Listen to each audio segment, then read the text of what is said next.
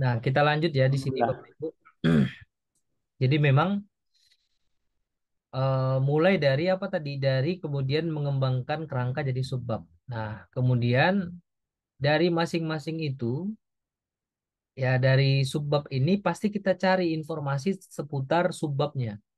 Ya, misal bab tentang hijrah gitu ya. Hijrah nih, ini babnya tentang hijrah. Nah, terus kemudian kita buat subbabnya. Misalnya hijrah di zaman Nabi seperti apa, hijrah di zamannya tabi'in seperti apa, atau hijrah kontemporer seperti apa, hijrah totalitas itu kan subbab. Nah, kemudian dari subbab itu kita cari informasinya gitu. Kita cari informasinya terkait subbabnya tadi yang terupdate, yang memang betul-betul relevan gitu ya. Nah, setelah itu apa lagi? Baru kita hubungkan dengan pembahasan-pembahasan. Tentu di dalam berbagai jenis penulisan ada perbedaan-perbedaan gitu ya. Nah, ini saya cerita kalau dalam hal menulis buku yang sifatnya mungkin non fiksi gitu ya. Nah, kemudian kita hubungkan antara pembahasan satu dengan pembahasan kedua ya. Jadi bahasanya itu sistematis ya. Mulai dari awal sampai akhir itu sistematis. Bagi yang pernah mungkin baca buku atau beli buku saya itu pembahasan saya itu pasti sistematis. Karena dia memang include all in ya, A to Z-nya sampai semuanya di situ saya masukkan. Baru kemudian kita ramu dengan bahasa kita sendiri. Jangan plagiat, jangan copy paste. Ya, kecuali memang kutipan-kutipan langsung atau dalil Quran. Nah, itu dia. Jadi ini optimasinya. Jadi mulai dari apa dulu? Dari mulai mengembangkan eh, kerangka menjadi sub sub apa subbab ya atau sub bagian-bagiannya. Oke, kita lanjut.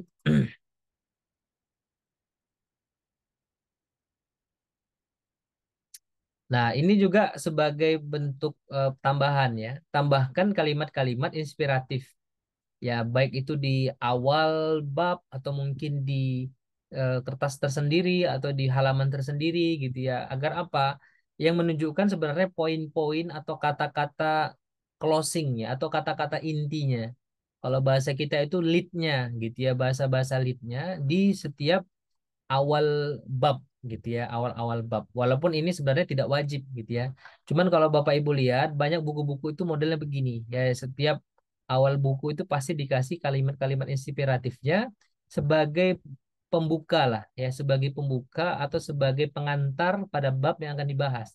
Jadi ketika dibaca kalimat tadi, oh ini pasti babnya tentang ini pasti yang disampaikan tentang ini gitu. Nah ini saya ambil salah satu contohnya di buku saya dulu waktu masih masih tahun 2014-an ya. Judulnya adalah Ratapan Pacar Tiri gitu ya. Dulu masih targetnya anak-anak muda nih, Zat. Jadi Ratapan Pacar Tiri ya. Karena dulu pernah ada film Ratapan Anak Tiri gitu ya.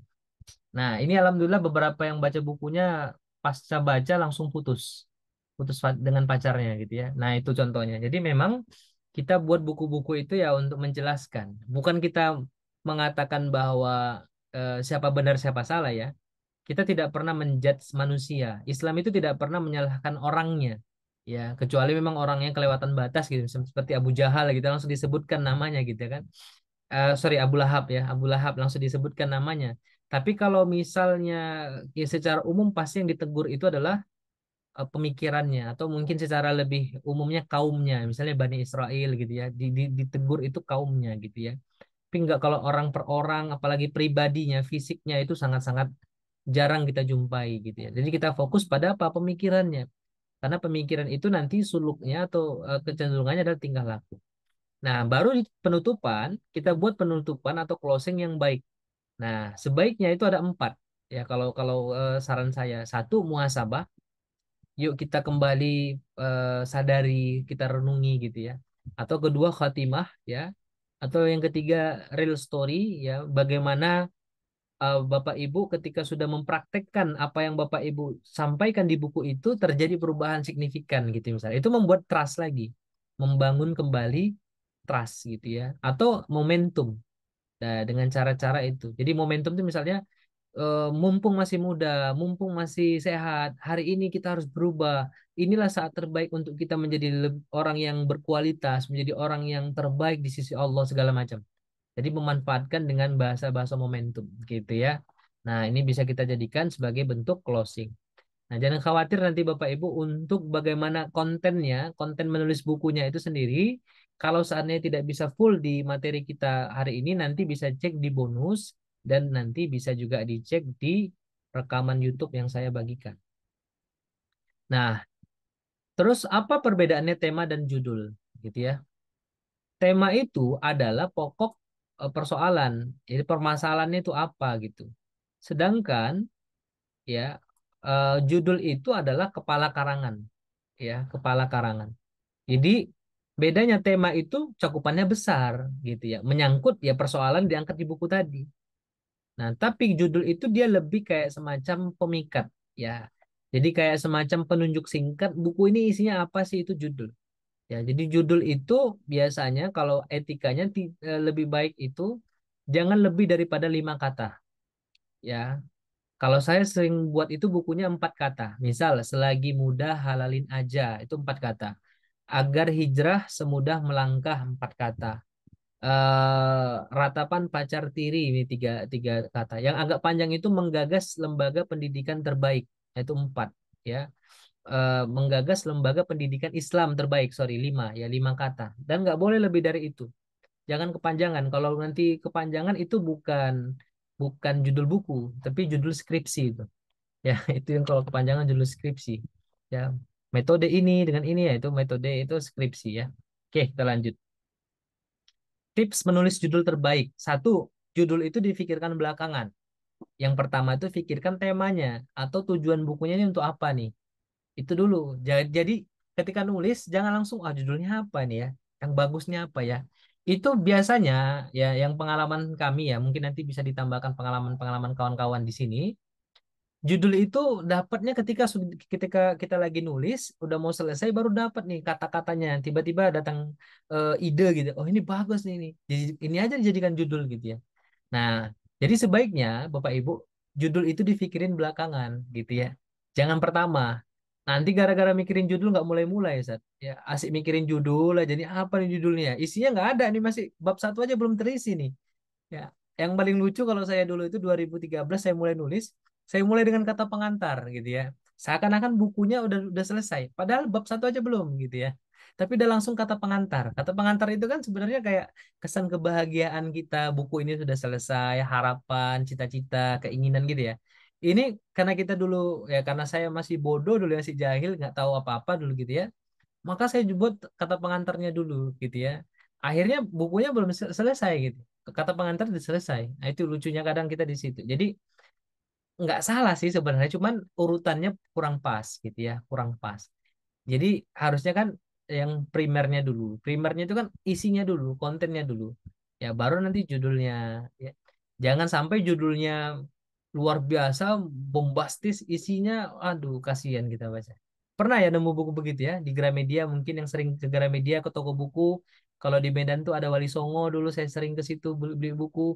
Judulnya, waduh, masya Allah, Tinta Merah Para Ulama. Wah, sorry, catatan merah para ulama. Itu kan kayak semacam-macam, ulama tuh punya catatan merah ya. Tiba kita beli bukunya Zong. Ya, itu yang kita khawatirkan begitu. Nah, jadi betul-betul harus kita pahami. Jadi bagaimana solusinya? Dipikirin belakangan aja tuh judul. Yang pertama itu topiknya, temanya kita pikirkan. Tips menulis judul terbaik. Ya, kedua, judul itu harus matching dengan isi. Jangan sampai judulnya ke kiri, isinya ke kanan. Misal penjualan apa namanya? Misal karena ingin meraih penjualan bestseller, akhirnya judulnya lari dari isi buku. Ya, nah kalau saya kan ketika nulis itu memang saya pastikan dulu karena mulai dari kontennya ya, misalnya tentang nikah muda, baru nanti dari situ saya ambil judulnya apa dari bahasa yang paling cocok gitu, yang paling sesuai dengan target market. Nah, kalau ini kan dulu saya nulisnya untuk anak-anak muda gitu ya, untuk yang lagi hijrah, yang sedang mau menikah gitu ya. Nah, kemudian judul yang terbaik tadi apa? Tidak boleh dari 5 kata, ya tidak lebih dari 5 kata. Ya kalau bisa 3 kata, 4 kata. Nah, kemudian judul itu harus up to date dan menjawab kebutuhan pasar, ya up to date. Dan yakinlah Bapak Ibu, ketika kita nulis buku dengan judul yang kita anggap nih mirip, sebenarnya nggak masalah. Yang penting jangan sama aja dan isinya jangan plagiat aja. Karena kita itu punya sense yang berbeda-beda, kita itu punya sudut pandang yang pasti itu berbeda. Nah, kenapa tadi saya bilang AI itu tidak akan mampu mengikuti manusia dalam hal menulis? Karena memang sudut pandang manusia ini sangat luar biasa, kompleks dia, ya, tinggi dia, dan juga memang nggak terbaca, tidak bisa apa namanya ibaratnya kita itu nggak bisa langsung nemu lah dari judul tahu kontennya belum tentu gitu. Saya beli kitab ya, atau beli-beli buku lah, buku-buku tentang kepenulisan, judulnya mirip, tapi bahasanya kadang atau bahkan kontennya itu berbeda. Padahal judulnya mirip. Bahkan tebal bukunya juga hampir sama, ukuran bukunya juga hampir sama. Ya, penulisnya berbeda gitu ya. Tapi ketika kita baca, pasti ada insight, pasti ada sudut pandang tadi, pasti ada hal-hal yang kita temui yang baru. Sama seperti pelatihan menulis juga begitu. Ikut yang di sini, di sana, di mana-mana. Yang penulis pelatihan A arahnya ke royalti, pelatihan B arahnya ke agar jadi bestseller, pelatihan C arahnya agar jadi aset akhirat. Ada satu nilai-nilai yang pasti itu kita dapatkan berbeda gitu. Nah, kemudian kelima, dirancang. Nah, ini juga boleh. Dirancang minimal 10 calon judul atau katakanlah 10 ide judul kita, ya, judul buku kita tadi yang sudah selesai itu. Kemudian kita mintai tanggapan kawan-kawan kita, gitu ya.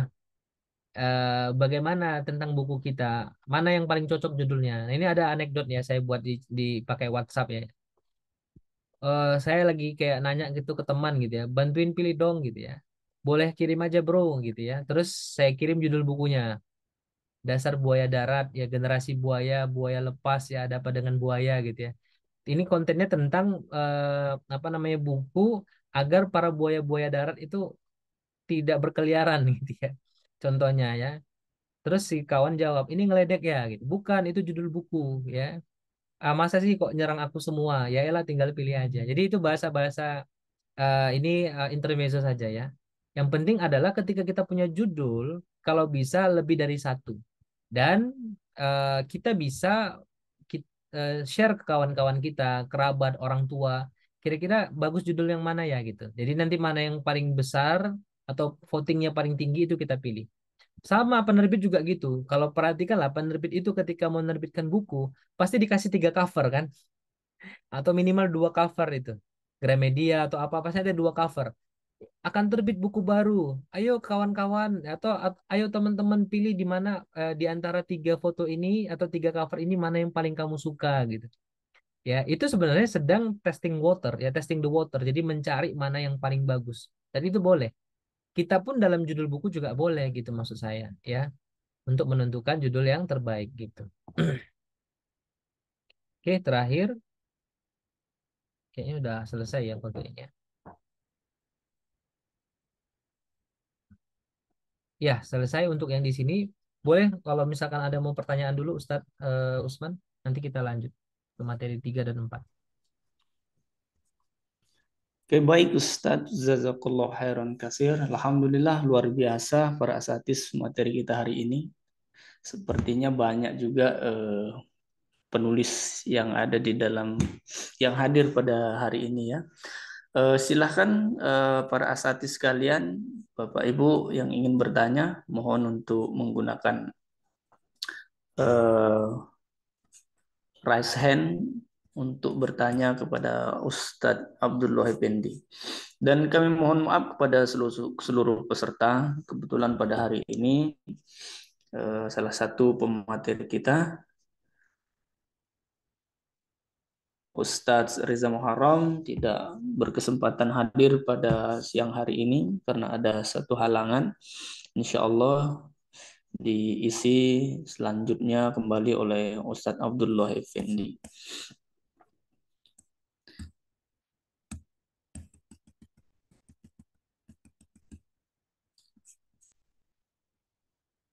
Silakan para asatidz sekalian yang ingin bertanya boleh raise hand.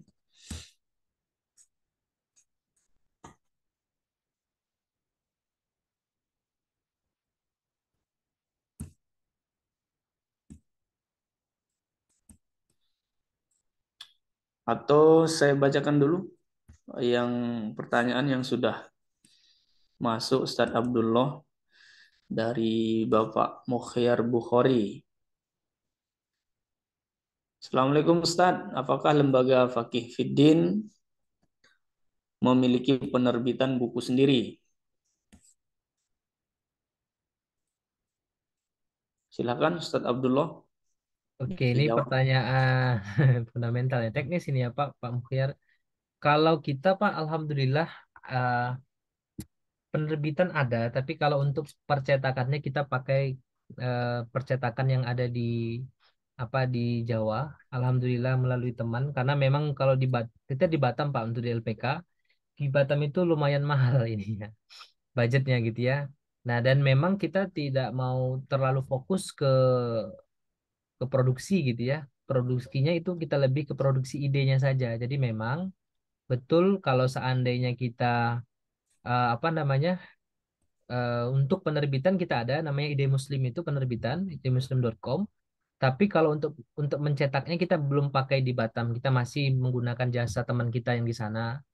Termasuk buku saya yang terbaru yang menggagas lembaga pendidikan Islam terbaik itu di sana ya.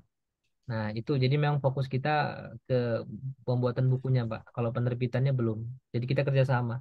Dan juga memang kalau peraturan terbaru kan agak-agak ini ya ketat sekarang ya untuk menerbitkan atau membuat penerbitan itu ya. Buku saya yang terbaru ini aja malah ISBN-nya harus menunggu proses lagi gitu. Jadi memang betul-betul saya rasa ya untuk lebih hemat waktu, hemat tenaga dan sebagainya kita pakai kawan-kawan penerbitan yang sudah ada. Tentu yang memang satu frekuensi dengan kita gitu.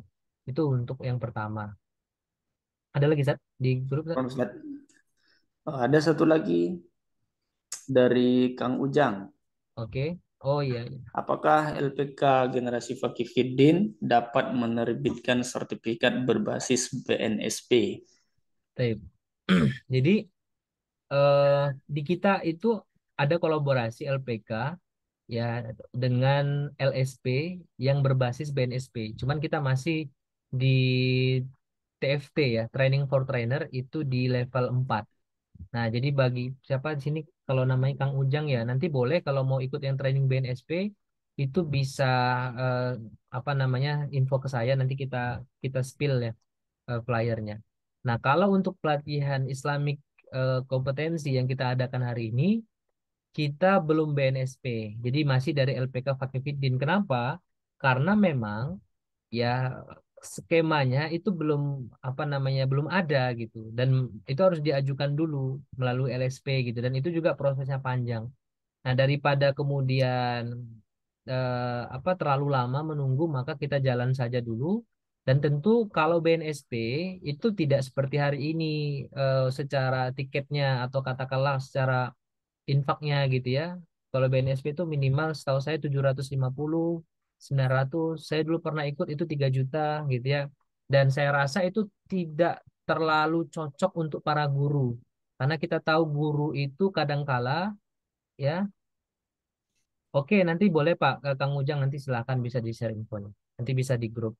Ya, karena memang kalau di guru tadi saya coba lanjut lagi ya, itu kan kita khawatir memberatkan kawan-kawan. Ya, walaupun saya tahu ada satu dua yang memang mau fokus mencari profesi baru sebagai trainer misalnya atau sebagai asesor misalnya kan gitu ya. Saya juga sebagai trainer juga gitu ya, BNSP juga. Nah, insya Allah tentu bisa gitu ya. Jadi kalau mau bisa kita spill, tapi kalau di LPK sendiri kita memang belum fokus ke sana. Karena tadi menyesuaikan dengan para guru-guru gitu. Ini ada lagi terakhir Ustaz ya. Masih ada dua lagi, Ustaz. Ini ada dari Ustadz Rian Arlanda. Kalau aktivitas penerjemahan dari buku berbahasa Arab menjadi buku berbahasa Indonesia, apakah itu termasuk kegiatan menulis buku? Iya, kalau menurut saya sih sebenarnya tadi ya, karena kita memang niatnya itu adalah menjadi aset pahala atau amal jariah, walaupun itu penerjemahan buku. Ya saya punya abang di Medan itu, kerjaannya itu setiap hari itu menerjemahkan kitab-kitab kuning ya, kitab-kitab ulama kita dulu diterjemahkan. Dan Masya Allah melalui wasilah penerjemahan tadi, walaupun dia bilang itu pasti kan penulisnya nggak langsung ujuk-ujuk jadi dia gitu kan. Nama abang saya itu Bang Ilham ya, Ilham Fauzi. Ya beliau sekarang jadi kepala sekolah juga di salah satu pondok tahfiz gitu. Ya dia menikmati itu Pak. Ya kenapa? Karena memang Masya Allah ketika kita mengkaji, menerjemahkan kitab-kitab para ulama itu kan luar biasa ya. Nah, apakah itu juga termasuk kegiatan tulis buku? Iya, kan kita tuliskan gitu. Walaupun mungkin ya kita tidak tercantum sebagai penulis, cuman mungkin penerjemah. Di bawah penulis lah gitu ya. Penulisnya si Syekh ini, kita penerjemahnya di bawah. Pahalanya insya Allah tetap dapat, Masya Allah. Bahkan ketika kitab itu yang awalnya hanya mungkin dibaca oleh orang-orang di Timur Tengah, karena memang hanya mereka yang bisa bahasa Arab, kita translate ke bahasa Indonesia, jadi lebih banyak lagi pahalanya, lebih banyak yang bisa baca. Orang awam pun yang tidak bisa bahasa Arab bisa baca. Ini kan luar biasa. Nah, itu mungkin ya. Nah, ini terakhir Ustaz, saya coba ini aja ya, bacain aja biar enak ini. Silakan Ustaz. Nanti lanjut kita di materi yang berikutnya. Tadi sempat disinggung bahwa menulis buku itu kalau judulnya sama tidak apa-apa. Bukan judulnya sama ya, tapi mirip ya. Kalau judulnya sama ya kena nanti. Jadi nanti apa saran saya di Google dulu. Maksudnya kalau mirip tidak masalah ya. Contoh misalnya buku saya Selagi Mudah Halalin Aja itu ada tuh judul bukunya Selagi Mudah Halalkan. Nah itu selagi mudah halalkan gitu ya. Nah kalau saya kan selagi mudah halalin aja. Nah ketika saya tanya ke penerbit, kebetulan penerbitnya itu adalah Kuanta saat itu ya. Kuanta itu kan anak perusahaannya Gramedia juga ya khusus untuk buku-buku remaja ya. Itu boleh, nggak masalah katanya. Nah, pertanyaannya adalah apabila ingin menulis buku referensi kan pasti judulnya sama dan bab-babnya juga sama. Bagaimana caranya agar buku referensi dengan judul yang sama dan babnya yang sama terlihat menarik dan bagaimana agar buku kita tersebut memiliki ciri khas tersendiri? Oke, saya mau bahas tentang menariknya dulu nih. Jadi menariknya buku itu kan sebenarnya bukan hanya dari judul ya. Judul itu salah satunya, Pak. Siapa nih Pak Muhammad Farizan ya? Ada lagi misalnya dari apa? Penulisnya. Siapa penulisnya? Gitu ya. Eh, Kalau pernah ingat, saya itu termasuk penggemar buku-buku yang ditulis oleh misalnya kalau novel ya, oleh Habibur Rahman Al-Shirazi ya. Ayat-ayat cinta, bumi cinta segala macam karena sangat kental dengan nuansa Islami, Timur Tengah gitu ya. Saya suka buku-buku begitu daripada buku-buku yang biasa, yang standar. Kalau novel ya, kalau buku-buku apa namanya yang sifatnya Islami atau buku-buku agama yang non fiksi itu saya suka misalnya karangan-karangan. Oke, ada penjelasan lagi. Oke. Nah, jadi kalau misalnya karangan-karangan yang apa kontemporer ya ulama-ulama kita itu saya lebih suka gitu. Kenapa? Karena biasa sudah disaroh misalnya gitu. Jadi penulisnya juga sangat berpotensi untuk tertarik, untuk menarik gitu ya. Kedua, dari testimoni, Pak, ya testimoni. Jadi biasakan ketika kita nulis buku tuh misalnya di bagian belakang tuh testimoninya kita sertakan. Gimana caranya agar testimoninya ada dulu sebelum bukunya terbit? Naskahnya atau draft naskah yang sudah jadi itu dikirim ke calon testimoner kita atau yang kita minta testimoni gitu. Jadi nanti ketika terbit bukunya sudah ada testimoninya. Nah, baru kemudian nanti dari kemasannya, kemudian dari sisi halamannya, dan yang paling penentu juga nih, walaupun kadang kita lupakan, harga bukunya. Kalau harga bukunya terlalu mahal walaupun bagus dan sebagainya itu biasa menurut beberapa orang itu jadi pertimbangan tersendiri gitu ya.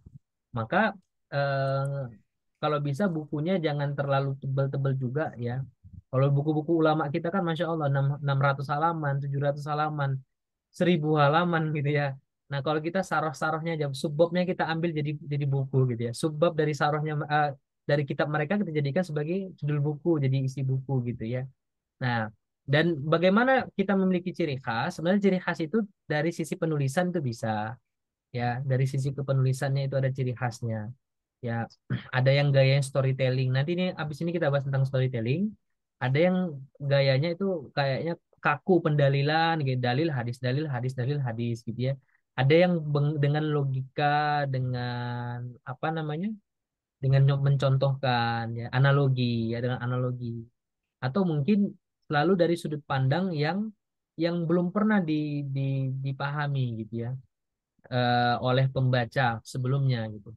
Nah, tapi itu kan nanti ya intinya mulai dulu, terbitkan dulu satu buku, kemudian nanti ketika sudah makin banyak testimoni, semakin Bapak banyak nulis, banyak karya, nanti dari situ juga akan muncul tuh ke ciri khasannya kita sendiri pelan-pelan gitu. Sambil kita cari, kita temukan, kita tetap nulis. Jadi jangan sampai menunggu sempurna. Nah, itu catatan saya itu. Jangan nulis menunggu sempurna. Tulis saja dulu ya. Nanti di e-book yang saya kasih nanti ke Bapak-bapak Bapak Ibu semua nanti di situ ada. Oke.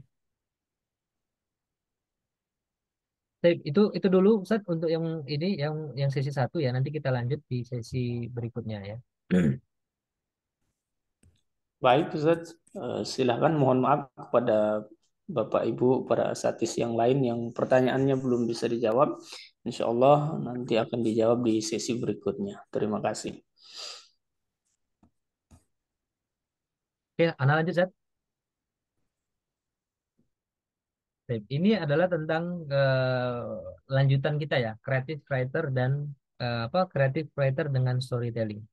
Nah, ini juga bisa salah satu cara tadi ya bagi yang bertanya tadi pada Bapak yang bertanya ini bisa diterapkan untuk untuk mendapatkan ciri khas gitu ya.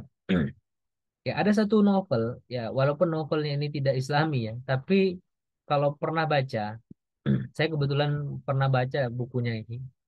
Ya, dia ini thriller ya, mungkin atau mungkin horor lah, novel horor ya. Ini international bestseller karangan Chris Muni.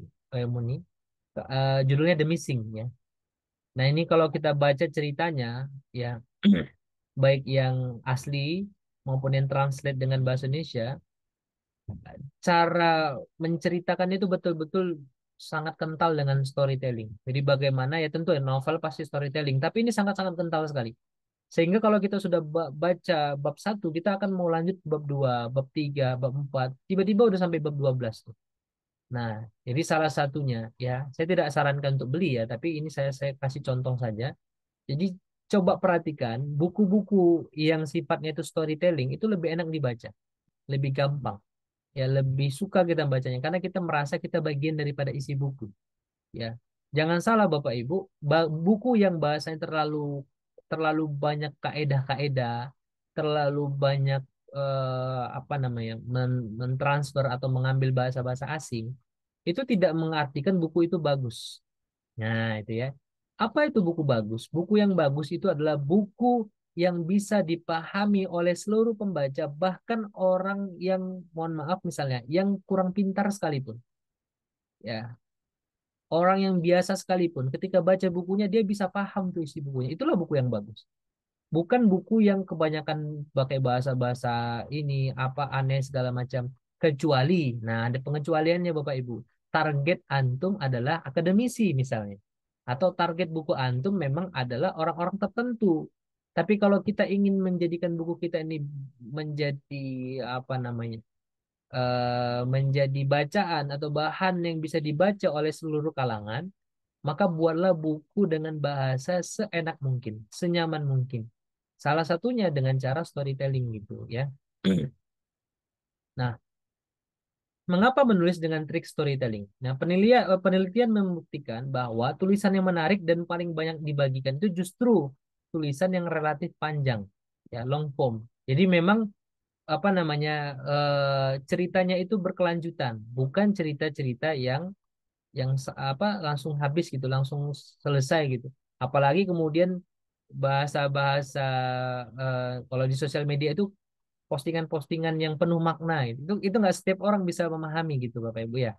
Tapi bagaimana kemudian kita bisa membreakdown dari sebuah tema atau topik itu menjadi kerangka karangan, kemudian dari kerangka tadi jadi bab-bab yang panjang, kemudian jadi subbab lagi, maka dengan bahasa yang tentunya mudah dipahami, nah ini lebih lebih bagus gitu ya, long form. Nah, tujuan penerapan storytelling adalah satu, membuat tulisan itu lebih hidup, tidak monoton dan memiliki rasa. Kalau pernah baca buku ini Ibnu Batutah ya, ya bagaimana beliau itu apa namanya rihlah lah bahasa kita atau bersafar ya ke sana kemari segala macam. Itu saya sangat suka. Kenapa? Karena kemudian bukunya full dengan kita itu seakan-akan dibawa di era itu. Ya, kita dibawa ke zaman itu. Kita dibawa ke dalam kehidupan yang diceritakan itu. Ya, jadi coba dibaca Rihlahnya Ibnu Batutah ya kitabnya itu. Itu mantap tuh bukunya. Jadi betul-betul kita ngerasa, oh ternyata begini ya gambaran Baghdad. Oh begini ya gambaran khilafah saat itu luar biasa. Saya sangat suka itu. Ya. Nah kemudian pesan yang ingin disampaikan tuh lebih mudah dipahami dengan cara storytelling. Ya. Jadi dengan bahasa misalnya kita gitu ya, dengan bahasa-bahasa kita daripada bahasa kalian gitu. Coba kalian pikirkan, itu kan kurang pas ya. Tapi kalau coba kita amati, atau mari kita amati, atau coba atau yuk kita amati. Jadi bahasa-bahasa kita itu mengajak seakan-akan pembaca itu adalah bagian daripada penulis, ya bagian daripada kita. Ya, saya tidak akan bahas mana orang pertama tunggal, mana orang ketiga itu saya rasa tidak di sini forumnya gitu ya. Itu nanti bisa dipelajarin. Tapi yang ingin saya sampaikan yang inti-intinya. Bagaimana kemudian dengan storytelling itu pesan itu mudah disampaikan dan lebih mudah diingat gitu ya dengan storytelling. Nah, dalam dunia tulis menulis, satu gaya yang sangat khas ini disebut sebagai apa namanya storyteller gitu ya. Jadi memang penulis itu memang harus bertindak sebagai seorang pencerita, pendongeng ya kalau bahasanya mungkin pendongeng ya, sebagai seorang pencerita ya, menceritakan. Coba kita bayangkan dulu ketika ibu kita menceritakan kepada kita misalnya kisah-kisah Nabi ketika belum tidur ya, atau kisah-kisah sahabat, itu kan enaknya karena memang diceritakan seakan-akan memang kita hidup di dalam itu, bagian dari sana. Bahasanya nggak bahasa-bahasa yang susah, justru bahasa yang disesuaikan dengan anak, ya kan? Ya, tidak akan dipakai bahasa-bahasa yang aneh misalnya untuk anak yang usia 2 tahun gitu ya. Coba dengarkan nak, bahwa dulu ketika terjadi turunnya ayat, maka terjadi asbabun nuzul. Ya, maka kemudian Nabi SAW ya itu rihlah atau berhijrah pasti nggak begitu bahasanya. Pasti bahasanya bahasa-bahasa yang mudah dipahami. Sesuai dengan apa? Market. Sesuai dengan siapa? Sesuai dengan yang mendengarkan. Atau kalau dalam buku itu sesuai dengan pembaca gitu ya. Jadi tidak berarti tulisan-tulisan yang berat bahasa-bahasanya dengan gaya-gaya bahasa yang sangat-sangat komplit, yang sangat-sangat susah dipahami, itu mudah bacanya. Ya, mohon maaf saya pernah baca dulu ya katanya eh, Profesor Akal Sehat misalkan di Indonesia, saya pernah baca tulisannya di satu penerbitan atau majalah gitu ya, pakai bahasa-bahasa yang tinggi gitu, bahasa-bahasa yang luar biasa, bahasa-bahasa filosofi segala macam.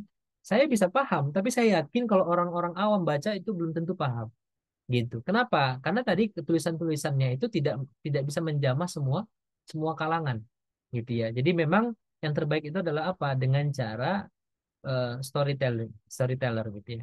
Nah, apa saja karakter storytelling itu? Satu, ya harus mudah dipahami.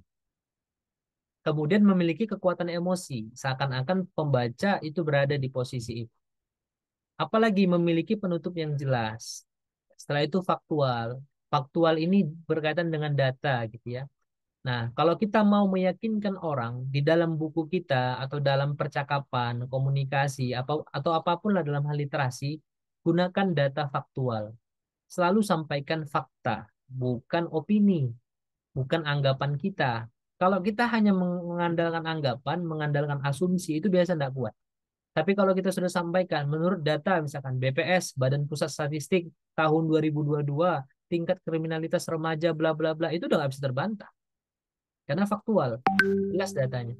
Kemudian apa lagi? Singkat. Singkat di sini bukan berarti sedikit ya. Singkat di sini adalah tidak terlalu bertele-tele gitu ya. Jadi sesuai dengan tempatnya. Nah, jadi sini storytelling itu ada teknik monomyth ya. Jadi semacam hero's journey, perjalanan tokoh gitu ya untuk mencapai suatu tujuan. Nah, ini banyak nih contoh-contoh novelnya atau contoh-contoh buku. Ada lagi false start. Jadi seakan-akan kesalahan di awal. Pernah baca ya? Jadi bagaimana kemudian dari sebuah kesalahan itu dicari solusinya dalam buku tersebut, si tokoh itu menemukan solusinya ya, kemudian dipecahkan. Saya buat ini di buku agar hijrah semudah melangkah. Jadi bagaimana kesalahan hijrah kawan-kawan, ya ada yang hijrahnya hanya bulan Ramadan, hijrah gitu ya. Pasca Ramadan balik lagi gitu ya. Ada yang kemudian hijrahnya ketika dimarahin orang tua, ya. Maka setelah sudah mulai baik, balik lagi. Ternyata ada yang salah pada hijrahnya apa? Pada niatnya. Karena dia niat hijrahnya kepada selain Allah, harusnya kan niat hijrahnya kepada Allah. Maka bagaimana cara memecahkan masalahnya tadi, barulah dibuat babnya. Jadi memang eh, pakai storytelling ya. Dari suatu pemahaman yang salah, kita kupas ya, kita analisa, kita kasih solusi.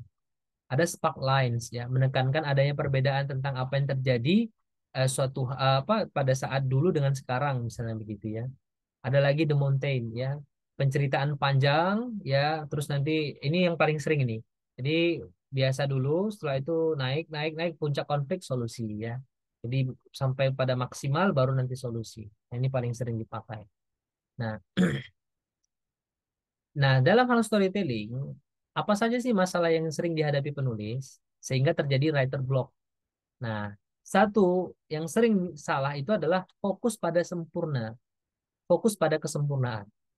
Saya punya mentor namanya adalah Ustadz Adi Wijaya ya. Kemudian juga ada apa namanya Abu Abai ya, Ustadz Abu Abai ya. Nah, itu kemudian sorry, Abai Abu Hamzah, sorry ya, Abai Abu Hamzah itu sering kemudian menyampaikan nulis aja dulu, jangan nunggu sempurna. Karena ketika kamu nulis baru kamu tahu kesalahanmu gitu ya. Kalau sudah nulis buku saya pertama, buku saya kedua, ketiga sampai sekarang tuh selalu ada peningkatan lebih baik. Nah, kalau seandainya saya menunggu posisi saya sampai seperti hari ini misalnya ketika nulis buku, maka tentu nggak akan ada buku yang saya tuliskan. Dan tentu juga nggak akan mungkin kita bisa sampai pada posisi tersebut gitu. Jadi kayak naik anak tangga gitu Bapak Ibu ya. Kalau mau naik anak tangga ke level ke 30, anak tangga ke 30 itu harus dari level 1 dulu. Naik anak tangga 1 dulu, 2, 3 gitu. Nah, dan jangan selalu membandingkan diri dengan orang lain. Oh, dia nulis novel langsung bestseller. Saya nulis sudah berpuluh-puluh buku nggak ada yang bestseller misalnya. Ya, jangan dibanding-bandingkan. Ya, dia baru nulis tuh langsung dapat dapat undangan bedah buku, ngisi sana sini. Saya sampai sekarang penjualan bukunya cuma 10 eksemplar, 20 eksemplar. Itu nggak boleh. Nah, kemudian merasa tidak memiliki ide. Ini juga nggak boleh. Apalagi di zaman sekarang tidak punya ide itu kan sangat-sangat ini ya, apa alasan yang dibuat-buat itu nggak punya ide. Nah, kemudian keempat adanya perasaan ragu pada kemampuan kita sendiri. Nah, ini juga nggak boleh. Kita harus yakin yang kepada kita. Baru kita bisa meyakinkan orang lain. Karena buku itu adalah proses kita meyakinkan orang lain. Gitu. Nah, langkah-langkahnya apa untuk mengatasi writer block ini? Lakukan perencanaan menulis gitu, kerangka karangan yang dibuat segala macam. Jangan terlalu keras pada diri sendiri gitu. Jangan menuntut kesempurnaan maksudnya. Kemudian jadikan menulis sebagai rutinitas. Ya, nggak apa-apa setiap hari satu lembar, dua lembar, nggak masalah, Bapak Ibu. Ya, ketiga, keempat, jangan takut terhadap tulisan yang buruk. Tulisan yang buruk itu harus ada memang. Baru kita tahu itu baik. Ya, sesuatu yang tulisan yang sifatnya tulisan, kita tahu itu baik kalau memang sudah ada yang jenis buruknya dulu. Kita tahu ya, buruk itu seperti apa. Tinggal nanti tulisan yang buruk itu apakah di tulisan kita atau kita dengan cara yang lebih visioner misalnya melihat tulisan orang lain gitu kan. Oh ini kurang nih, kita begini gitu ya. Kita perbaiki. Rajin membaca. Untuk apa? Memperkaya kosakata ya. Kalau apa bahasa apa namanya? Bahasa Arabnya mungkin memperkaya mufrodat gitu ya. Harus dibanyakin mufrodatnya ya. Antum banyak tahu kaidah-kaidah bahasa Arab tapi tidak punya mufrodat sama aja gitu. Jadi harus rajin baca. Banyak nih ide yang mau dituliskan, tapi kosakatanya asik itu aja. Ya, apalagi Indonesia ini termasuk bahasa yang sangat banyak ini ya kosakatanya ya. Hati-hati itu sangat banyak, sangat luas. Dan berhentilah mencari alasan untuk tidak mulai menulis. Nah, ini kembali kepada niat kita tadi. Kalau niatnya cuma karena dapat royalti, tiba-tiba bukunya tidak bestseller, itu udah malas tuh nulis tuh. Nah, tapi kalau niat kita karena Allah, siapapun mau yang baca, mau satu orang, dua orang, Allah nggak lihat itu. Allah lihat aktivitas kita, amalia kita itu maksimal apa enggak. Masalah nanti banyak yang suka dengan buku kita, banyak yang beli, itu masalah belakangan gitu. Nah, itu serahkan, tawakal aja kepada Allah Subhanahu wa taala gitu ya. Nah, jadi tertarik menulis dengan teknik storytelling mulai dengan tiga hal ini. Kumpulkan bahan, menulis dengan konsisten dan mengasah kemampuan. Karena tadi menulis itu bukan bakat, menulis itu adalah skill ya. Jadi siapapun bisa jadi penulis gitu. Bukan seperti penyanyi ya, penyanyi itu bakat gitu ya. Nah, atau mungkin pelukis gitu ya. Kalau penulis siapapun bisa. Nah, itu materi kita. Banyak pertanyaan di sini ya, Masya Allah. Tip, kita sedikit lagi Bapak Ibu ya di materi terakhir. Ya, mohon agak bersabar. Kita selesai nanti jam 3 ya. Saja kita lanjut aja langsung biar tidak terlalu banyak makan waktu.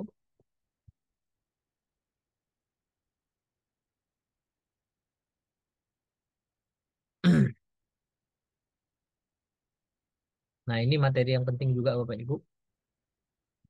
Agar kita tidak kekurangan lah dalam hal pelatihan kita. Jadi ini saya kasih bonus ya materi. Yang sebenarnya ini materi biasa saya kasih pelatihan materi lanjutan. Nah, khusus di forum ini kita masukkan di materi pertama. Apa itu personal branding? Tadi banyak ya penulis-penulis di sini saya lihat ya Masya Allah. Tapi sudahkah bukunya dikenal? Ya, sudahkah bukunya laris misalnya? Pasti ada yang laris, ada yang tidak, gitu ya. Pasti ada yang banyak terjual, ada yang tidak, gitu ya. Nah, karena kemudian permasalahan salah satunya apa? Personal branding sebagai penulis. Nah, apa gunanya personal branding ini sebenarnya? Kan saya nulisnya karena Allah Ta'ala. Ya.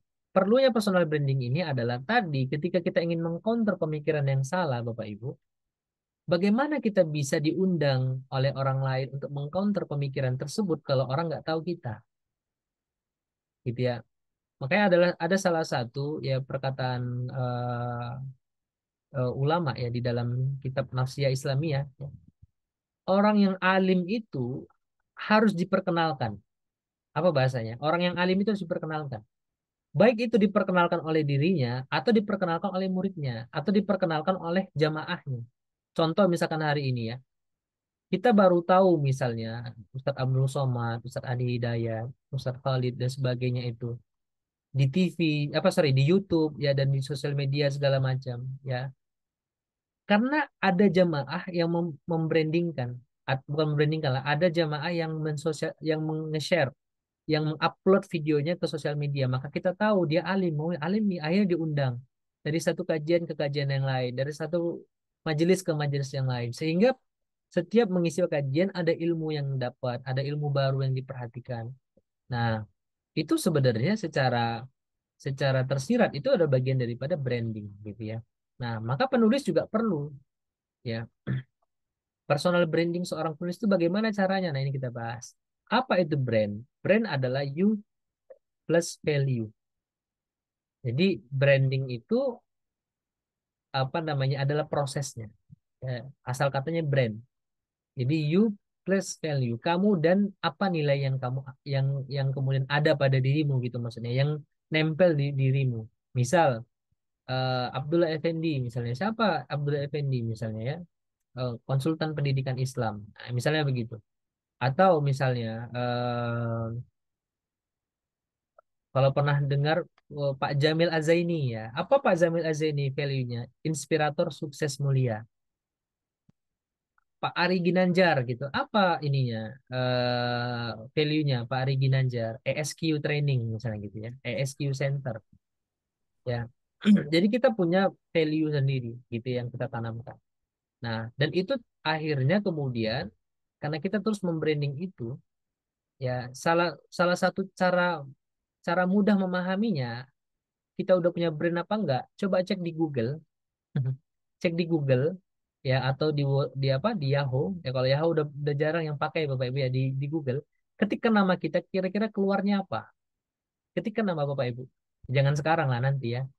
Ya ada pula yang sekarang saya ketikkan sekarang lah Ustadz gitu ya. Nah, coba ketikkan nama kita. Nah, ini saya pernah ketikkan nama saya dulu nama panggung yang lama gitu ya, nama penulisan yang lama, nama lakopnya yang lama ya. Yang muncul alhamdulillah masih saya gitu kan. Alhamdulillah berarti nggak lah nggak terlalu apa nggak juga nggak terkenal gitu, artinya nggak juga lain gitu ya. Nah, jadi memang coba ketikkan, udah ada nggak brand kita? Itu paling gampang begitu. Cek di Google, diketikkan nama kita misalnya ya, apa yang muncul? Asal khawatirnya yang muncul malah yang jelek-jelek kan gitu ya. Ya, kita ketikkan nama kita misalkan, yang keluar malah foto orang lain gitu misalnya. Wah, ini kan kasihan ya. Nah, maka kita harus perlu branding gitu Bapak Ibu ya. Nah, kita lanjut. Oke, saya penulis. Nah, lalu apa bedanya saya dengan penulis lain? Nah, ini persoalan branding. Nah, ini kalau kita lihatnya ada pena. Nah, semua hitam putih, cuman dia yang berwarna. Nah, ini branding. Ini dia punya diferensiasi, dia punya pembeda gitu ya. Nah, ini kamu adalah brandmu, ya. Tahukah kita bahwa orang seringkali membeli produk atau jasa bukan karena produknya, melainkan siapa yang membuat produk itu. Kalau buku, bukan hanya karena judulnya, tapi karena siapa yang nulis. Coba tuh lihat buku-bukunya Ustadz Salim Afilah itu. Kalau sudah keluar tuh bukunya, habis. Kenapa? Apakah orang lihat judulnya? Enggak. Orang lihat Salim Afilahnya. Ya kan? Orang akan lihat itu. Siapa lagi? Ustadz Felix Xiao misalnya. Yang dilihat siapa penulisnya? Andrea Hirata. Pasti lihat siapa penulisnya. Ya. Kalau yang ibu-ibu biasa suka yang buku-buku yang tentang hati atau tentang pernikahan segala macam. Pasti yang dilihat siapa itu penulisnya, ya, bukan hanya sekedar bukunya. Itu branding. Itu proses kita mengenalkan sehingga persepsi orang, branding itu kan persoalan persepsi ya. Kalau sudah bukunya Ustadz ini atau tokoh ini pasti bagus nih. Apapun judulnya itu pasti bagus tulisnya, langsung beli gitu. Nah, itu pengaruh apa? Branding gitu ya. Nah, jadi coba tanya pada diri kita masing-masing. Nah, ini ada pertanyaan nih. Ini tentang branding. Kalau disebutkan nama-nama ini, apa yang terbayang di benak kita itu branding. Contoh, Muhammad bin Abdullah, Nabi Muhammad maksudnya. Pasti kita akan bilang manusia paling mulia atau nabi terakhir atau Rasulullah. Pasti kita bilang begitu. Gak mungkin Muhammad bin Abdullah yang terbayang di dalam benak kita apa misalnya pedagang. Walaupun pedagang, tapi yang kita paling nge-branding di kita, persepsi yang paling mental, yang paling masuk ke dalam diri kita, Nabi, ya kan? Nabi Muhammad. Albert Einstein. Apa yang terbayangkan pada kita kalau disebut nama Albert Einstein? Gak mungkin di dalam benak kita bilang musisi, itu gak mungkin. Albert Einstein, penyanyi, itu gak mungkin. Pasti apa? Ilmuwan, saintis, penemu, kan gitu. Andrea Hirata, oh Andrea Hirata ini pembawa acara, kan gak mungkin. Pasti Andrea Hirata apa? Penulis, Laskar Pelangi. Cak Lontong, siapa nih? Politisi, nggak mungkin. Pasti apa? Komedian, gitu ya. Pasti yang terpikir itu komedian, ya. Nah, jadi memang kalau kita lihat, Bapak Ibu, semua itu tentang branding. Nah, apalagi kita lanjut. 5 langkah membangun personal branding sosial media. Ya. Satu adalah, ya, di sini kita ada buat lima item, ya. Perkenalkan diri kita ke publik dengan nama yang sama di semua platform. Nah, mungkin bagi Bapak Ibu ini saya lihat banyak pertanyaan juga ya. Yang belum punya branding, ya ini bisa belajar dari sini. Perkenalkan diri kita ke publik di semua platform dengan nama yang sama. Jangan sampai misalnya di Instagram Abdullah Effendi, di Facebook Abu Yusuf, di Twitter Abu Farhan, ya kan? Di apa namanya? Di YouTube ya apa namanya penakluk Roma gitu. Nggak nyambung. Orang pun bingung nih. Ini yang mana orangnya gitu. Tapi coba semuanya sama. Ya. Ustaz Adi Hidayat misalnya gitu. Di Facebook Adi Hidayat, Instagram Adi Hidayat, YouTube Adi Hidayat Official, Twitter mungkin ada Adi Hidayat. Semuanya Adi Hidayat, pakai nama Adi Hidayat. Apalagi sekarang ada namanya verifikasi meta, dicentang, yang dapat centang biru, gitu ya. Nah, itu lebih ini lagi meyakinkan. Kemudian cari tahu kelebihan dan keunggulan kita itu apa, diferensiasi kita itu apa dengan orang lain gitu ya. Misalnya saya pakar pendidikan. Nah, pendidikan seperti apa dulu? Pendidikan Islam, pendidikan sekuler, pendidikan ala nabawiyah atau seperti apa gitu kan? Ala nabi atau seperti apa? Saya pakar branding Ustaz atau pakar marketing. Marketing bagaimana dulu gitu. Jadi kita harus cari kelebihan kita, Kalau guru saya bilang minimal 3 diferensiasi kita. Kemudian tentukan target audiens kita.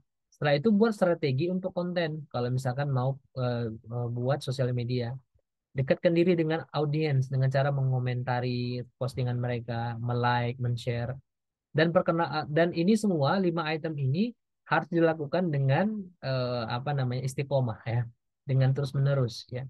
Jadi jangan sehari habis itu udah hilang gitu nggak. Nah, jadi perkenalkan diri ke publik dengan nama yang sama. Ini dulu postingan saya dulu ya. Ini udah tahun berapa ini? Nah, alhamdulillah dari 96 pengikut ya di Instagram saya itu, kalau kawan-kawan Bapak Ibu cek di sekarang itu sudah 20K lebih ya, 20K lebih. Alhamdulillah.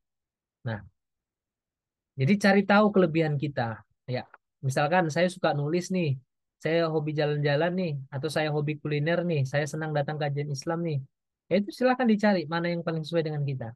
Saya suka nulis misalkan Islamic writer, saya hobi jalan-jalan Islamic traveler, ya misalnya kan, atau Muslim traveler. Saya pecinta kuliner misalkan ya apa terserah gitu ya. Senang datang kajian Islam misalnya, buat aja misalkan pecinta ilmu, ya kan segala macam ya. Itu maksudnya apa yang kita kita unggulkan ya, menyukai dunia anak-anak misalkan atau seorang ekstrovert segala macam. Nah, jadi kita harus sesuaikan. Nah, dan tentukan target dakwahnya. Alhamdulillah hari ini 60% populasi dunia hari ini menggunakan internet. Apalagi Indonesia ya luar biasa. Ini populasi yang sangat besar, target dakwah yang sangat luas ya, dan disinilah target dakwah yang nggak boleh kita tinggalkan Bapak Ibu. Ya, jadi jangan sampai kita abai dengan sosial media. Dulu Nabi SAW itu datang ke pasar. Kenapa datang ke pasar? Karena mau dakwah di sana. Kenapa datang dakwah di sana? Karena di sana orang paling banyak berkumpul. Sekarang, di mana orang paling banyak berkumpul? Jawabannya sosial media. Maka sangat-sangat rugi kita kalau seandainya kita mengabaikan sosial media. Bapak Ibu kenal LPK generasi pakai Fitdin dari mana? Sosial media, Instagram, Facebook, ya kan? Nah, paling beberapa dari YouTube atau beberapa dari grup WA gitu paling. Paling banyak dari mana? Iklan Instagram, iklan YouTube, iklan Facebook. Jadi dari mana? Sosial media. Kalau seandainya tidak ada peran atau kita tidak memanfaatkan sosial media ini, maka tentu ya nggak ada yang kenal dengan LPK Fakifidin, tidak ada yang kenal dengan saya, atau saya juga tidak mungkin bisa bermula apa namanya bisa ketemu ya dengan Bapak Ibu, bisa berinteraksi dengan Bapak Ibu ya, walaupun itu misalnya di Zoom gitu. Nah, ini dia datanya. Jadi sangat banyak. Jadi sangat sangat sayang kalau kita tidak melihat potensi ini ya, begitu besarnya internet user di Indonesia ya, dan penetrasinya juga sangat-sangat kencang ya. Hampir kemudian rata-rata itu 50%. Nah, nah, dan di sini juga jelaskan ya content creation framework ya. Di Facebook itu usernya berapa, usianya itu yang menggunakan tuh rata-rata di usia berapa, ya. Kemudian jam mereka menghabiskan waktu di sosial media itu berapa. Bayangkan di Facebook ini rata-rata spending time itu 2 jam 24 menit, Bapak Ibu. YouTube tuh 40 menit, Instagram 28 menit, Twitter 3 menit, LinkedIn ini untuk pekerja 27 menit. Luar biasa nih. TikTok 52 menit. Nah, ini ya spending time mereka ini bayangkan kalau dapat informasi tentang kita, tentang branding buku kita, tentang branding kemudian diri kita sebagai penulis. Kita branding bukan untuk mendapatkan cuannya, tapi tadi bermanfaatannya tadi. Nah, bagaimana kita mau bermanfaat kalau kita nggak dikenal orang gitu? Kalau kita tidak sampai pada orang. Nah, disitulah nanti apa namanya fungsinya. Baik. Nah, kemudian dibuat strategi kontennya. Ya, kalau misalkan mau mengenalkan diri, foto dengan buku. Coba Bapak Ibu cek di Instagram saya Abdullah Effendi. Itu banyak tuh testimoni-testimoni kawan-kawan ya. Di sini juga mungkin ada ya Pak Ustadz Musanib dan sebagainya di sini hadir ya. Saya minta fotonya gitu ya. Saya minta foto lagi megang buku. Itu sebenarnya membangun brand, membangun kemudian eh, keyakinan bahwa buku ini buku bagus nih. Akhirnya banyak yang order. Alhamdulillah sampai sekarang masih ada yang order bukunya. Ya, Ustadz masih ada bukunya, saya mau order. Akhirnya kirim gitu. Nah, ketika orang sudah yakin, mereka tidak akan bertanya tentang harga. Kalau bertanya cuma nanya harganya berapa, tapi tidak akan minta kurang gitu. Karena dia sudah yakin penulisnya, dia sudah yakin dengan brand si penulis tadi. Berapa harganya Ustadz? Misalnya, buku saya misalnya 195.000 Ustadz sudah free ongkir. Oke, saya transfer. Kenapa? Branding. Dia yakin, ya para pembaca yakin insya Allah bukunya bagus, bukunya tidak mengecewakan. Maka dengan biaya segitu masuk akal menurut dia. Gitu. Jadi sangat perlu kita juga belajar ini ya, begitu ya. Ini sebenarnya banyak yang ingin kita sharingkan tapi mungkin terbatas waktu gitu ya. Nah, bagaimana lagi caranya dengan webinar? Salah satunya dengan webinar ini ya, Q&A, komentar, tag ya. Alhamdulillah mungkin yang belum pernah kenal saya baru ikut pelatihan ini. Dengan pelatihan ini akhirnya kenal. Oh, ternyata ada penulis ya, founder LPK Generalis Fakifidi namanya Abdullah Effendi misalnya begitu. Ya, jadi kita kenalkan diri kita itu bagian daripada membranding. Oke, itu saja mungkin materi kita untuk hari ini. Alhamdulillah lumayan panjang Bapak Ibu, mohon maaf. Mudah-mudahan masih betah mengikuti ya. Yang nanti tidak sempat mengikuti sampai habis bisa mengikuti rekamannya ya. Wallahu a'lam bishawab. Anda kembalikan kepada host kita untuk masuk sesi berikutnya.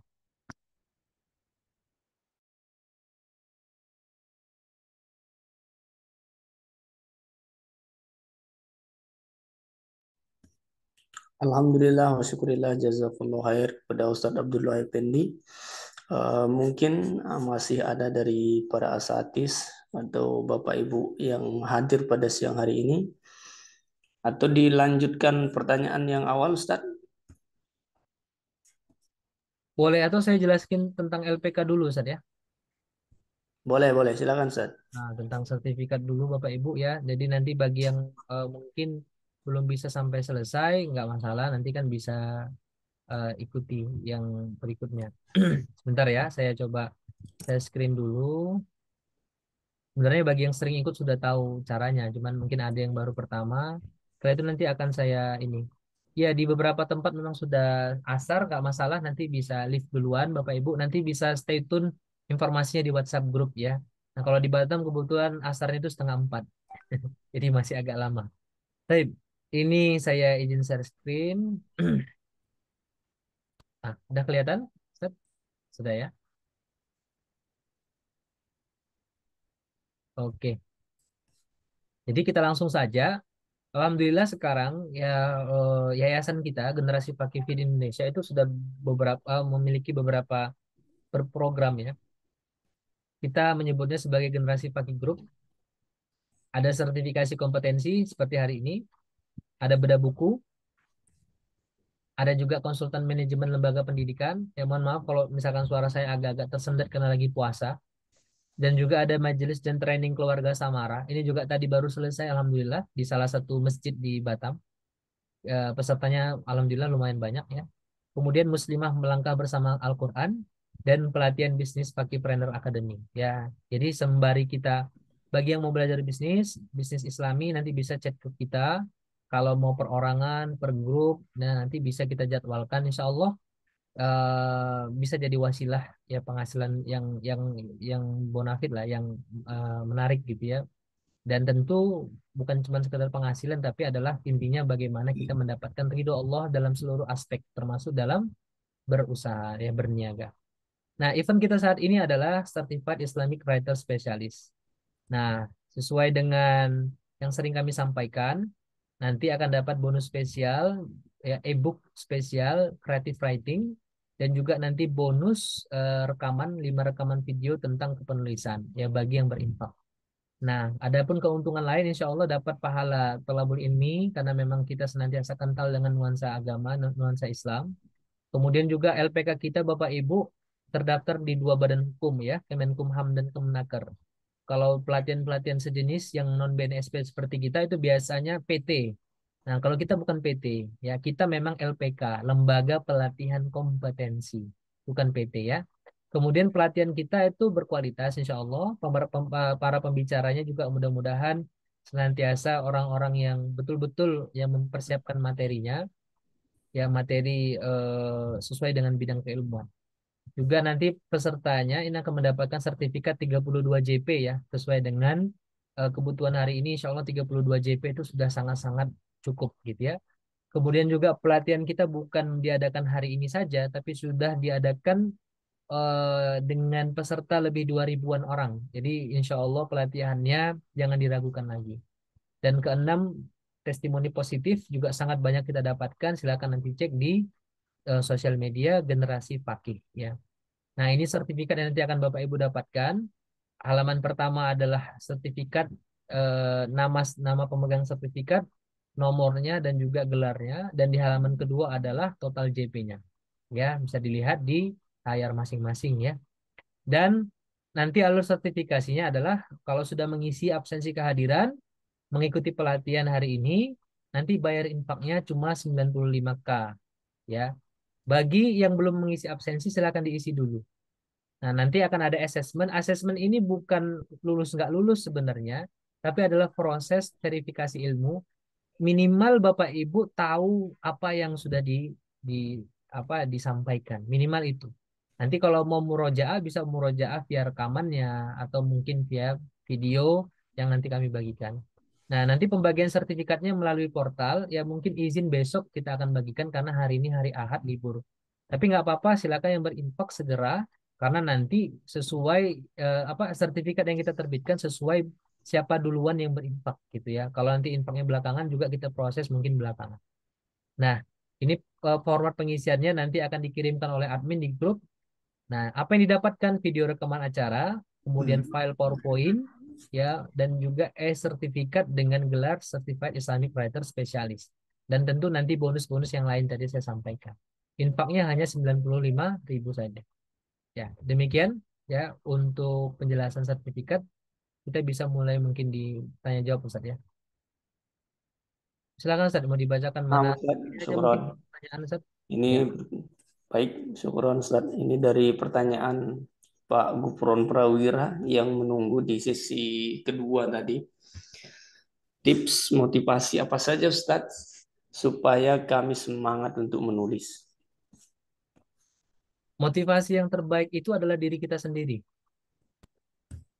Saya tidak mengatakan saya itu penulis yang produktif banget gitu ya. Saya tidak berani mengatakan itu Ustaz ya. Tapi kalau kita yakin bahwa setiap yang kita tuliskan itu ada peluang pahala, ada peluang amal jariah, kita akan termotivasi.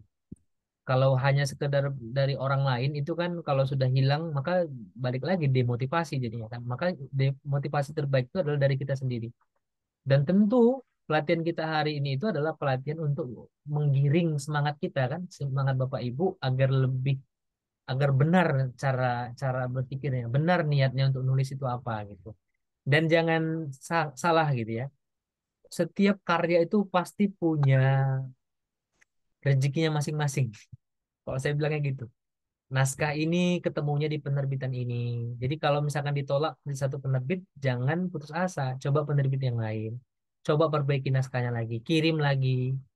Ya, ditolak lagi, kirim lagi. Kalau pernah dengar kisahnya J.K. Rowling ya.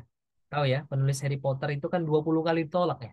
Ditolak terus, ditolak terus. Ya, malah Masya Allah sekarang, bukan Masya Allah, Mas. Susah juga kita bilang gitu ya, karena non-muslim gitu ya. Tapi ya tadi, ketika dia memang tidak pernah putus asa akhirnya sekarang menjadi mega bestseller itu buku Harry Potter ya. Sampai sekarang royaltinya jalan terus ya. Jadi gitu. Jadi motivasinya dari kita sendiri kita harus benerin niat kita karena Allah, kita nulis sebagai amal jariah. Masalah nanti diterima atau tidak naskahnya itu rezekinya sudah ada masing-masing di buku itu. Kalaupun tidak diterima penerbit manapun jadikan e-book, gratiskan atau katakan bayar cuma-cuma. Jadi sekarang di marketplace tuh banyak buku-buku yang plagiat gitu, bukan plagiat lah, yang diambil dari buku asli gitu ya. Nah itu pasti kan nggak boleh karena nggak ada izinnya. Nah kita kita sendiri kita jual buku kita sendiri di marketplace. Kan sekarang banyak yang begitu. Ada Google apa namanya? Google Book ya? Apa namanya Google? Saya lupa nama itunya. Google Buklet, Playbook. buklet. Google Playbook kita bisa masukkan di situ ya. Di apa di Instagram juga itu banyak tuh sekarang konten-konten kan gitu ya. Mau sukses berniaga apa namanya berniaga tanaman atau berbisnis tanaman, yuk silakan download buku e-book dari saya hanya 5.000 rupiah misalnya gitu kan. Ya 5.000 kali 1.000 orang yang beli kan lumayan Zak. Kan gitu kan. Kira-kira begitu. Jadi jangan pernah patah semangat. Ya silakan Zak. Oke, baik, syukron Ustaz. Kemudian selanjutnya dari tadi sudah dikirimkan oleh Kang Ujang ya. Ustaz, apakah buku harus dijual? karena 90% buku saya berikan gratis melalui link unduh. Tujuannya adalah agar semakin banyak orang yang bisa mengakses buku terkait kesiapsiagaan bencana dan safety. Nah, kita lihat dulu nih sebenarnya Pak, apa tujuan kita nulis buku gitu ya. Jadi bukan masalah mau digratiskan atau berbayar sebenarnya. Kalau dengan membayar itu lebih banyak yang membeli, maka saya sarankan membayar. Kalau dengan menggratiskan Bapak merasa lebih banyak yang membaca, maka ya silahkan gitu ya.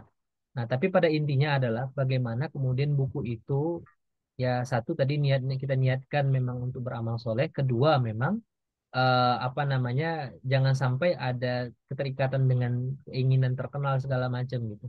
Saya ada beberapa buku yang saya jual, ada beberapa buku yang memang saya gratiskan itu ada. Contoh e-book yang saya kasih ini nanti kan gratis sebenarnya ya, yang kita berikan. Jadi kalau Bapak tadi bilang kan tujuannya agar semakin banyak orang yang bisa mengakses buku tersebut.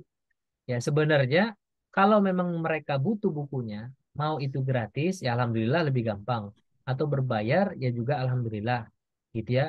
Nah, itu kemudian sama-sama dapat tuh apa namanya amalnya tetap pahalanya tetap dapat. Nah, cuman kalau saran saya adalah ketika kemudian kita nulis buku, lihat dulu kalau seandainya digratiskan lebih banyak apa tidak yang ngunduh dibanding dengan yang kalau misalnya kita berbayarkan. Dan insya Allah sebenarnya kalau berbayar pun ya kalau harga yang masuk di akal dan bukunya itu adalah needs ya, bukan want ya, bukan keinginan, tapi kebutuhan, itu pasti juga akan dibeli gitu ya. Nah, tinggal itu aja Pak skemanya. Nah, jadi insya Allah juga begini ya, kalau seandainya juga buku-buku itu ya bisa dimanfaatkan lebih banyak ya. Kalau dicetak kan pasti lebih banyak yang bisa dapat manfaat juga gitu ya. Diunduh juga melalui link juga banyak. Cuman biasanya eh, kalau kata guru-guru saya tetap buku itu harus fisik gitu karena ada bedanya kita baca dengan sesuatu yang sifatnya fisik dengan kalau sekedar di laptop itu paling 1 jam 2 jam udah panas mata kita tapi kalau buku ya cetak itu insya Allah kemana-mana juga bisa kita bawa segala macam di berbagai kondisi juga bisa kita jadikan sahabat terbaik gitu jadi ada beberapa pertimbangan yang menurut saya harus dipertimbangkan itu mungkin Ustaz ya insya Allah. Oke, syukron Ustaz. Bagaimana Oke. Kang Ujang? Nah, ini satu lagi nih, Ustaz. Ada pertanyaan dari siapa nih? Pak Muhammad Zain ya? Pak Muhammad Zain. Ya, apa Pak Zaid oh, Muhammad Zain ya? Samuel. Samuel ya. Kolaborasi hasil penulisan terkait tema sejarah agama. Nomor WhatsApp. Oke, oke. Mbak, nanti insya Allah saya atau dicatat aja nggak masalah. Saya catat di sini aja ya. Tapi bagi yang memang butuh silakan.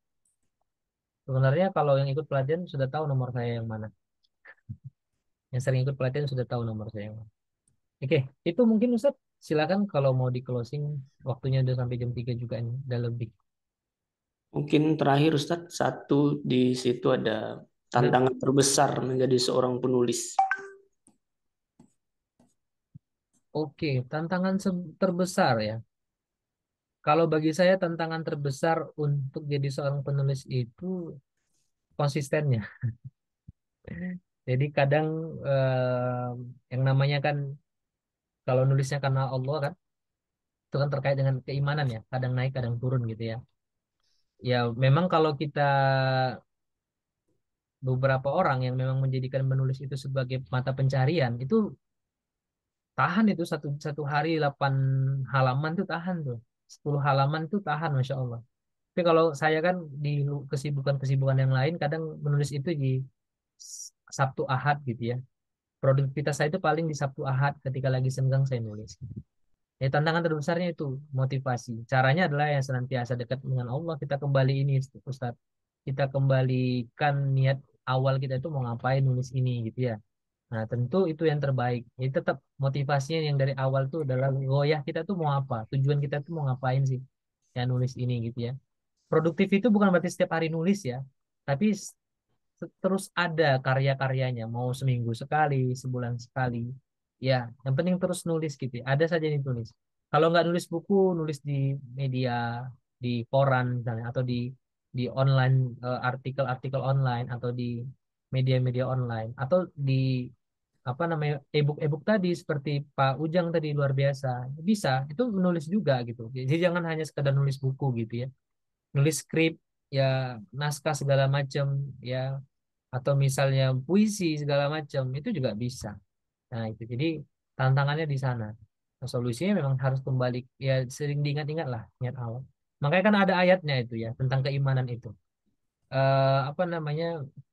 Allah memerintahkan kita, ya ayyuhalladzina amanu aminu billah. Wahai orang-orang beriman, berimanlah kepada Allah. Itu menurut para ulama kan, kenapa kok orang beriman disuruh beriman? Sebenarnya bukan itu. Maksudnya adalah orang beriman itu harus nantiasa merecharge kembali, di charger gitu ya, imannya. Harus dinyalakan lagi imannya dengan apa ya? Dengan belajar, dengan taklim, dengan kita muhasabah, dengan tafakur, tadabur gitu. Makanya kan ada hadis Nabi itu kayak apa namanya? Jadi du imanakum atau jadi du dinakum. Ya, perbaharui senantiasa iman kalian atau agama kalian. Maksudnya terus kita belajar, harus selalu dicas gitu, harus selalu kemudian kita kita ulang-ulang kembali niat kita agar kemudian tidak hilang, tidak luntur. Nah, begitulah Ustaz. Wallahu a'lam bishawab. Alhamdulillah, jazakallah khair pada Ustadz Abdullah Effendi. Alhamdulillah Bapak Ibu sekalian, kita sudah lebih bergabung selama 2 jam setengah. Mudah-mudahan apa yang kita dapatkan diberikan keridhaan oleh Allah Subhanahu wa taala. Amin. Mudah-mudahan menjadi ilmu yang barokah. Amin amin ya rabbal alamin. Dan harapannya mudah-mudahan Bapak Ibu setelah ini memulai melangkah untuk membuat satu buah tulisan mungkin atau kerangka dulu seperti yang disampaikan oleh pemateri tadi, kemudian nanti silahkan dikonsultasikan di via grup yang insya Allah akan terus sampai dibimbing sampai terbit ya Ustadz ya. Insya Allah. Bismillah, mudah-mudahan Allah Subhanahu wa taala mudahkan. Baiklah Bapak Ibu sekalian, saya selaku host mohon maaf atas segala hilafan dan kesalahan, dan terima kasih banyak kepada Bapak Ibu sekalian atas waktunya. Mudah-mudahan Allah Subhanahu wa taala jadikan pertemuan kita adalah menjadi bernilai ibadah di sisi Allah Subhanahu wa taala. Amin amin ya rabbal alamin. Marilah kita tutup dengan bersama-sama membaca doa kafaratul majlis. Subhanakallahumma wa bihamdika asyhadu an la ilaha illa anta astaghfiruka wa atubu ilaik. Demikian, assalamualaikum warahmatullahi wabarakatuh. Assalamualaikum.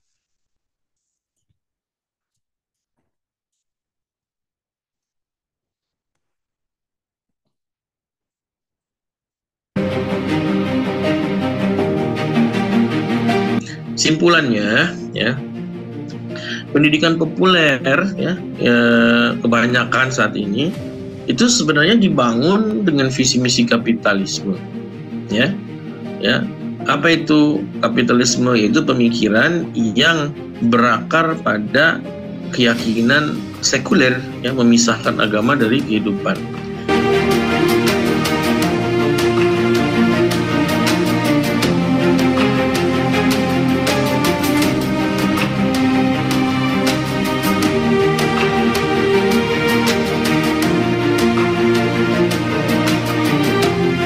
Bagaimana kita menggunakan keimanan kita ini memandang apa yang terjadi pada kita di kehidupan dunia ini, ya. Yanhadul insanu bima indahu min fikrin anil hayati wal kauni wal insan wa an alaqatiha jami'iha bima qabla al hayati dunya wa ma ba'daha. Ya. Bahwasanya manusia itu akan bangkit, akan tergugah ketika melihat bahwasanya kehidupan global ini dengan menghadirkan pemikiran tentang kehidupan alam semesta dan manusia, dan hubungannya itu dengan sebelum kehidupan ini dan setelah kehidupan ini. Artinya kita ini akan memiliki pemikiran yang khas ketika kita menjadikan akidah Islam, keimanan kita ini untuk memandang pendidikan, permasalahan pendidikan.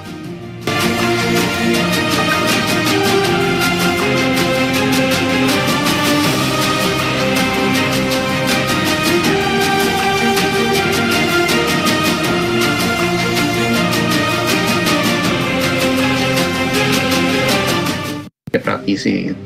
Nah, ketika kemudian lewat di Instagram saya ada pelatihan ini, kemudian saya coba ikuti, ternyata menarik. apalagi pelatihan ini saya sekedar ngaji gitu.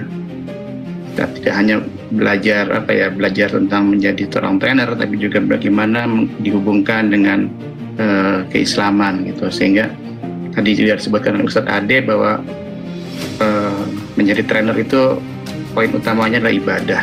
Itu nggak terpikir gitu ya. Kita sampai mikirnya yang namanya guru pelatih itu ya ujung-ujungnya uang gitu. Kalau semua guru memiliki misi, insya Allah dalam pembelajaran itu tidak akan ada rasa bosan, karena setiap guru kalau dia memiliki misi dalam mengajar, dia akan terpacu untuk melahirkan metode-metode dalam mengajar seperti active learning dan sebagainya. Insya Allah program LPK ini bila ada kelanjutannya, Masya Allah ini luar biasa untuk pengembangan para dai, para guru-guru khususnya yang ada di bumi Nusantara ini.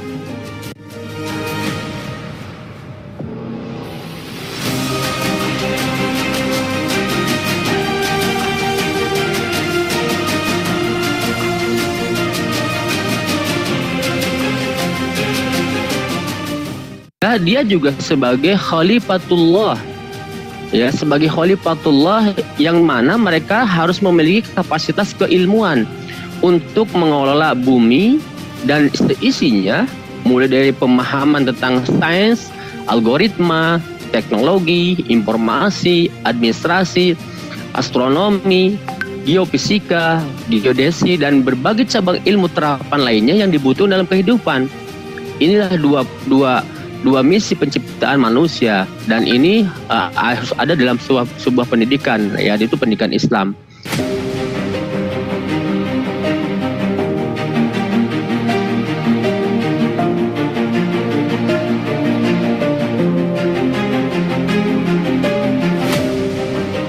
Pendidikan yang terbaik itu, atau pendidikan pendidikan Islam yang terbaik itu kemudian harus memegang simpul-simpul ini, ya, blueprint pendidikan yang memang bisa terukur gitu, secara kurikulumnya, secara silabus dan RPP, kemudian fasilitas, ya, tenaga pendidikan, kemudian keuangan, pendidik dan tenaga pendidikan. Nah, semua itu harus mengacu kemana? Ke visi dan misi.